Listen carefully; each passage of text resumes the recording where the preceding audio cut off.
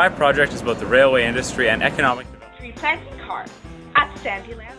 World War II, one of the world's most gruesome wars in history, spanning. I'm Rachel.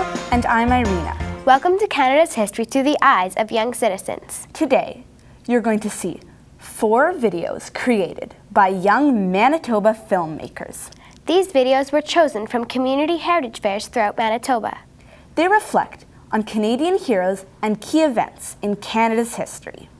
First, Jacob Grant tells us the story of a local hero who won Canada's top award for his bravery and faced the ultimate test of friendship.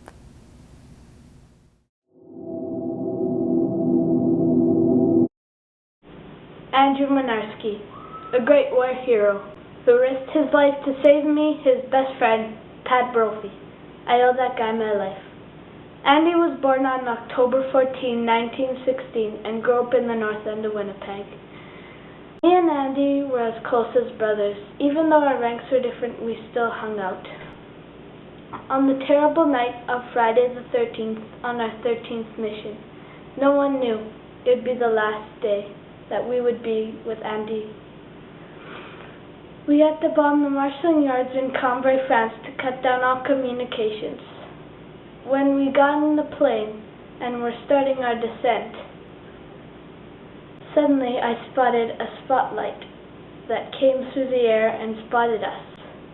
Art spotted it too, and he did a banking dive and got out of the light.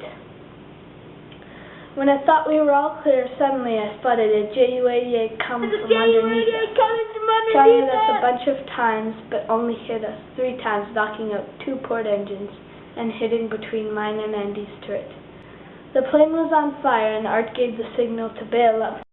Everybody bail out! The plane is on fire! I tried to move my guns that were blocking my rear escape hatch to get free, but the guns wouldn't budge. Then I tried the manual hand crank, but it broke off in my hand.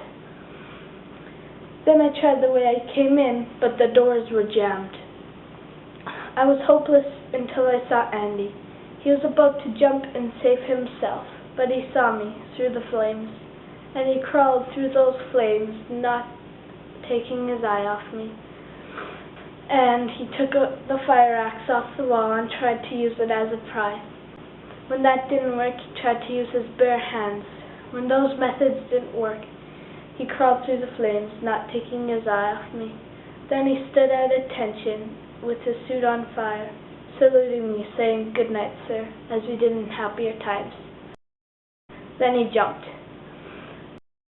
While I was crashing down to the ground in the flaming plane, I prayed that I would get down okay and that Andy would get down okay. Then I braced myself for the big crash. Then I felt the ground getting nearer, and I hit it really hard. And I must have hit a big tree that ripped off the wing and spun the plane, that also ripped off my turret and set me free to rest under a tree. As I sat there, I was stunned that I miraculously lived the crash. And when I got back, everyone thought I was a ghost, but I wasn't. And we all celebrated for me, but sadly I heard that my best friend died, and we had silence for him.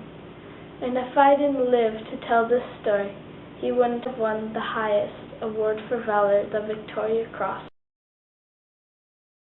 And as I wrote to my letter to Mrs. Mynarski, greater love hath no man than to lay down his life for a friend, and that's what Andy did to me.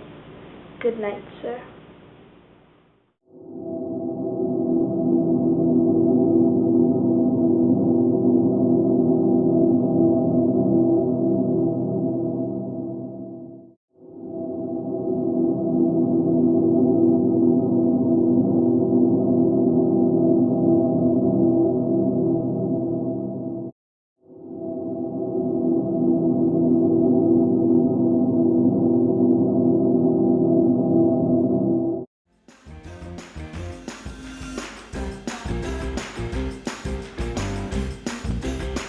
Welcome back. I'm here with Jacob from this past film. So Jacob, why did you choose to be Andrew's friend in this film? I wanted my video to be different and I wanted to be unique. I wanted to make an interview and pretended to be the interviewer, but a few kids did that already. And I thought that it would be cool to pretend to be his friend. And why did you choose this topic? I chose it because I watched a Heritage Minute on it and I found it very interesting. And finally, what did you learn from making this film?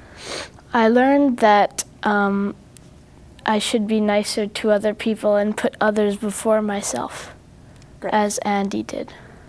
Thanks, Jacob. We'll be right back after this short break.